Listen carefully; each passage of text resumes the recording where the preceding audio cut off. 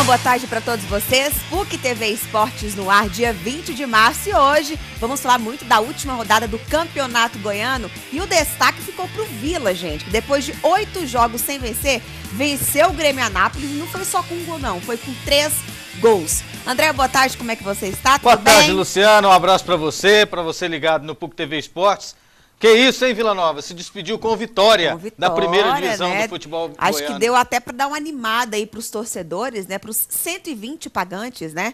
Mas antes vamos falar do empate 0-0, Craque e Goiás. Você estava esperando esse empate, André?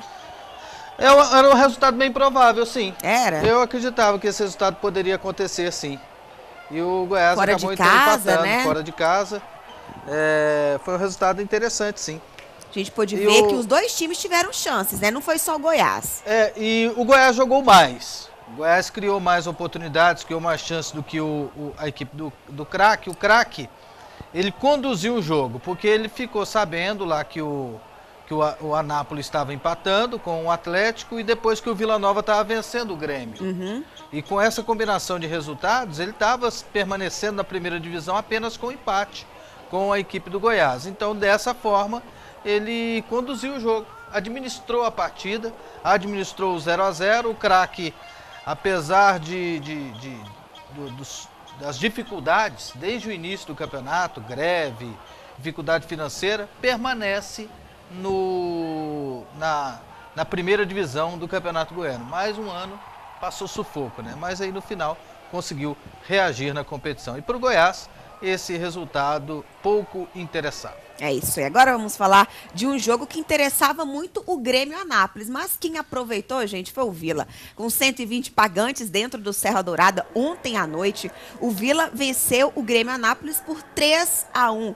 Um resultado que eu não esperava e eu acho que a grande parte da torcida também não, mas ontem muitas chances apareceram. A gente pôde ver que o Sidney Moraes começou a dar um jeito com as peças disponíveis, né, os jogadores que ele tem. E ontem mesmo teve gol contra, né? O Neto Gaúcho garantiu o primeiro gol aí do Vila Nova, como vocês acabaram de ver. Vila jogou bem, Luciana? Deu pra dar uma animadinha. O goleiro foi fazendo ontem. Ali, né? Esse goleiro é péssimo.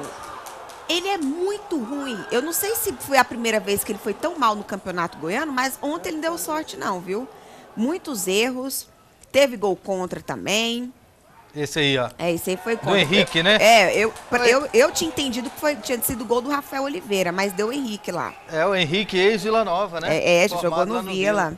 Formado lá no Vila. É aquele que filmou o Walter naquele episódio do Flamengo. Ele mesmo.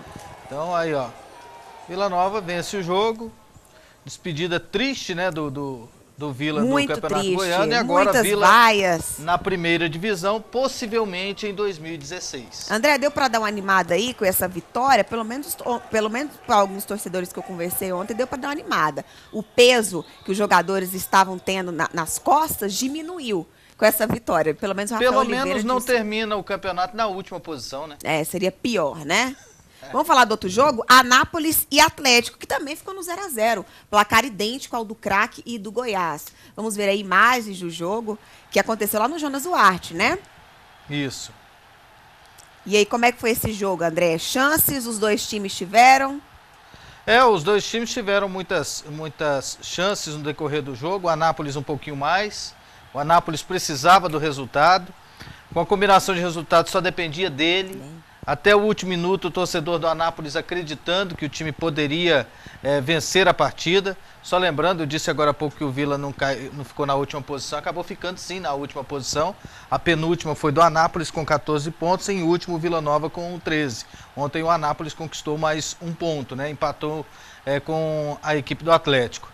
Criou muitas chances, mas o Anápolis deixou para se recuperar somente no final. Brincou muito no início da competição, montou um time, gastou um dinheirão e começou a se preparar bem cedo, mas pelo jeito alguma coisa deu errado lá pelos lados do Anápolis e ele vai seguir o Atlético, seguir o Vila Nova na segunda divisão do Campeonato Goiano do ano que vem. E o Atlético, esse jogo só cumpria a tabela, está classificado e ele vai jogar em Anápolis aí de novo.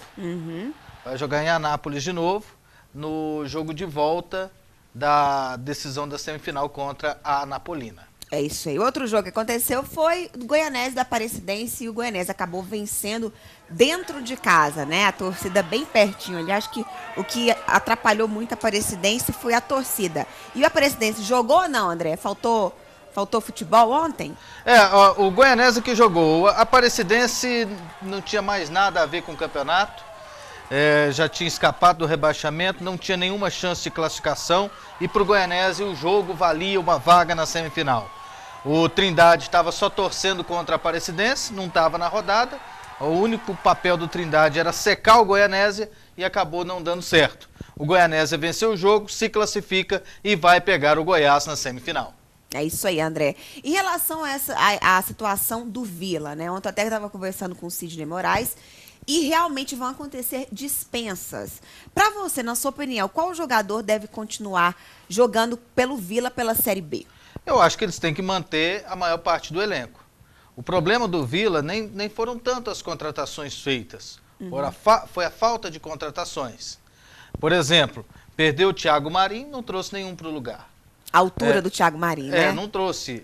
Perdeu o Frontini, não trouxe um como o Frontini. Então, o Vila tem que se reforçar.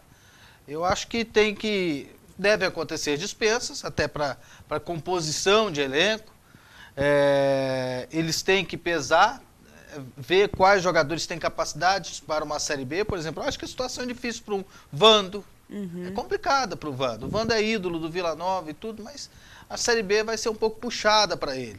Para um ou outro jogador também. Então eles têm que pensar na formulação do elenco para o Campeonato Brasileiro da Série B. E agora só assistir as semifinais do Campeonato Goiano, né? É isso aí. Bom, nessa fase aí do Campeonato Goiano, qual time se destacou, André, até o momento para você?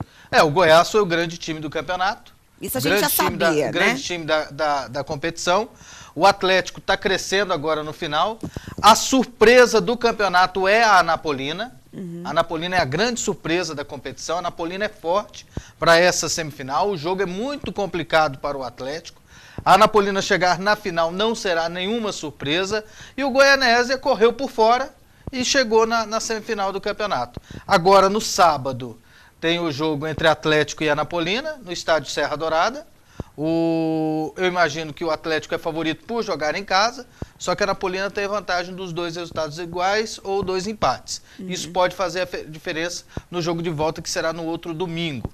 E no domingo, agora, no próximo, tem o Goianésia contra o Goiás lá em Goianésia. E eu imagino que o Goiás é favorito na ida e na volta. Você acha que o Goiás vence fora de casa? Vence, eu acredito que sim. Mesmo com aquela torcida que fica perto ali? Fácil não vai ser. Vai ser complicado.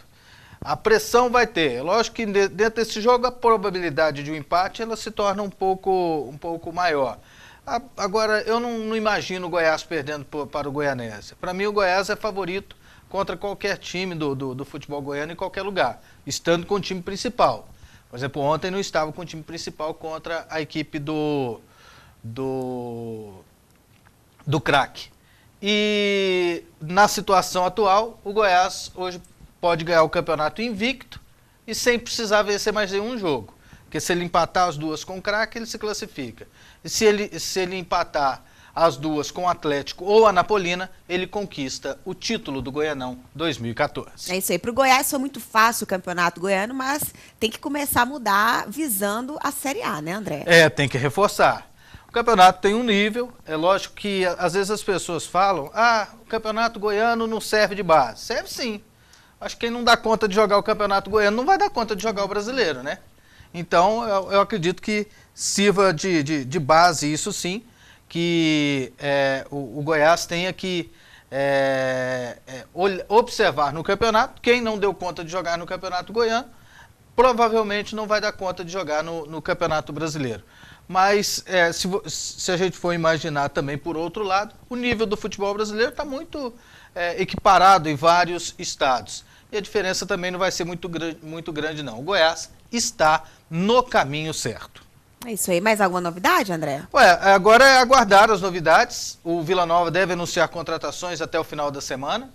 Eles estão aguardando o término dos campeonatos estaduais para anunciar reforços, porque os jogadores que estão se destacando hoje, eles estão empregados, e os que estão empregados estão bem com os seus times na reta final dos estaduais, e o Vila pode anunciar contratações. Se fala muito no Marcelinho Paraíba. Para muita gente, o jogador está velho, o jogador já está ultrapassado. Eu imagino, para um time para disputar uma campanha média no campeonato, o Marcelinho Paraíba ele é até interessante. Para disputar uma campanha de ponta, aí não, ele seria para compor o elenco. Porque eu imagino que hoje ele chegaria e reforçaria o Vila Nova, ele iria melhorar. Porque ele, com uma perna só, é melhor do que qualquer jogador dentro do Vila Nova. É isso, eu agradeço a sua companhia e em seguida o Brasil Esportes.